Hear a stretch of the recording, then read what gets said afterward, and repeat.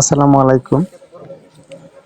তো বর্তমানে শীত কিন্তু চলে আসছে। তো আমরা যতটুকু জানি যে শীতকালে শীত মৌসুমেই মানে তরি-তরকারি বা সবজির দাম কিছুটা হলেও কমে। কারণ শীতকালে কিন্তু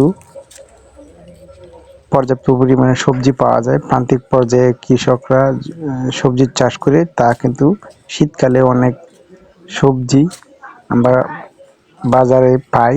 তো এক্ষেত্রে বর্তমানে যে বর্তমানের যে প্রতিযোগিতা এটা হচ্ছে মানে পর্যাপ্ত পরিমাণ সবজি থাকা সত্ত্বেও তো বাজারে কিন্তু অনেক চড়া দামে মানুষ সবজি কিনতে হচ্ছে। ঠিক আছে, তো এর কারণটা আসলে ঠিক আমার জানা নাই, তবে বাজারে যারা ব্যবসা করতেছে ওনাদেরকে জিজ্ঞেস করলে ওনারা বলতেছে যে পরিবহন খরচ নাকি বৃদ্ধি পেয়েছে এবং সরবরাহ কম। ঠিক আছে, তবে এক্ষেত্রে ক্রেতাদের অভিযোগ ব্যবসায়ীদের একটা অংশ অযৌক্তিকভাবে দাম বাড়িয়ে দেয়। ঠিক আছে, ওনারা ওনাদের মন মতো করে দাম বাড়িয়ে দেয়। আর মানুষ, ঠিক আছে, ব্যস্ততা বা যাই বলেন না কেন, শহর বা গ্রামের মানুষ কিন্তু সেটা কিনে খাইতেছে, কারণ ওনাদের কিছু করার নেই। তো আমি বলবো যে বাজার মনিটরিং ব্যবস্থাটাকে আর একটু জোরদার করা দরকার, বা ওনারা কি নিজেদের মন গড়ায় দাম বাড়িয়ে নিচ্ছে কিনা তা একটু মনিটরিং করা দরকার এবং তার একটা সুষ্ঠু একটা সমাধান আমাদের দরকার। কারণ বর্তমানে মধ্যবিত্ত ফ্যামিলির মানুষ এরকম বাজার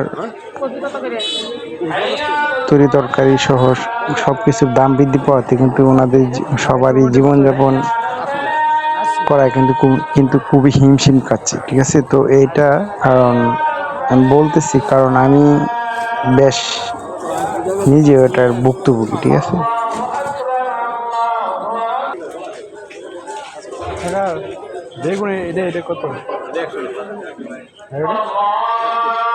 তো এখানে যে দেখতে পাচ্ছেন যে বেগুনটা কিভাবে 120 টাকা কেজি হয়, এবং এই যে এখানে আরো দেখতেছেন টমেটো, হ্যাঁ, 100 টাকা কেজি। ঠিক আছে, মূলা 60 টাকা কেজি। তো এই হারে যদি তরকারির দাম বাড়ে তাহলে সাধারণ মানুষ কি খাবে? ঠিক আছে, কিভাবে বাঁচবে?